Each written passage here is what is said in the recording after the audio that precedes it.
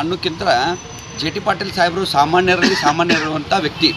ಅವರು ಬಹಳ ರೈತರ ಪರವಾಗಿ, ಈ ಬಡವರ ಪರವಾಗಿ, ಕಾರ್ಮಿಕರ ಪರವಾಗಿ, ಮಹಿಳೆಯರ ಪರವಾಗಿ ಸಾಕಷ್ಟು ರೀತಿಯ ಕೆಲಸಗಳನ್ನು ಮಾಡ್ತಾ ಇರೋದು ನೋಡಿದರೆ ಜೆ ಟಿ ಪಾಟೀಲ್ ಸಾಹೇಬರು ಇವತ್ತಿಗೆ 5 ಬಾರಿ ಗೆದ್ದು ಬರ್ತಿದ್ದಿಲ್ಲ ಮತ್ತು ಲೋಕಸಭಾ ಅಭ್ಯರ್ಥಿ ಅಂತೇಳಿ ಅವರು ಒನ್ ಟೈಮ್ ಎಲೆಕ್ಷನ್ ನಿಲ್ತಿದ್ದಿಲ್ಲ ಅಂತ ನನಗನ್ನಿಸ್ತೈತಿ.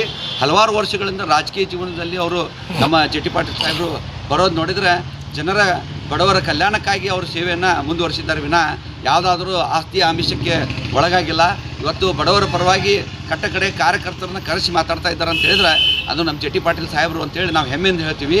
ಅದಕ್ಕೆ ಇವತ್ತು ಏನು ನಮ್ಮ ಡಿ ಕೆ ಶಿವಕುಮಾರ್ ಸಾಹೇಬರು, ರಾಜ್ಯದ ಮುಖ್ಯಮಂತ್ರಿಗಳನ್ನ ಡಿ ಕೆ ಶಿವಕುಮಾರ್ ಸಾಹೇಬರು, ನಮ್ಮ KPCC ಅಧ್ಯಕ್ಷರಾದ ಬಿ ಕೆ ಹರಿಪ್ರಸಾದ್ ಸಾಹೇಬರು ಈ ಕೂಡಲೇ ಜೆ ಟಿ ಪಾಟೀಲ್ ಸಾಹೇಬ್ರನ್ನ ಕರೆಸಿ ಬರುವಂಥ ದಿನಮಾನದಲ್ಲಿ ಅವರಿಗೆ ಅವಕಾಶ ಮಾಡಿಕೊಡ್ಬೇಕಂತೇಳಿ ನಾವೆಲ್ಲರೂ ಕಾರ್ಯಕರ್ತರು ವಿನಂತಿ ಮಾಡ್ಕೋತೀವಿ.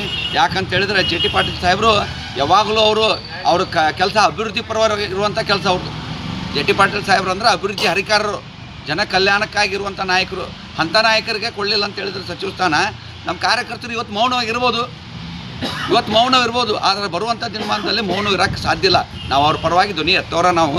ಅದಕ್ಕೆ ಜೆ ಟಿ ಪಾಟೀಲ್ ಸಾಹೇಬರಿಗೆ ಸಚಿವ ಸ್ಥಾನ ಕೊಡಬೇಕು ಅಂತೇಳಿ ನನ್ನ ವಿನಂತಿ.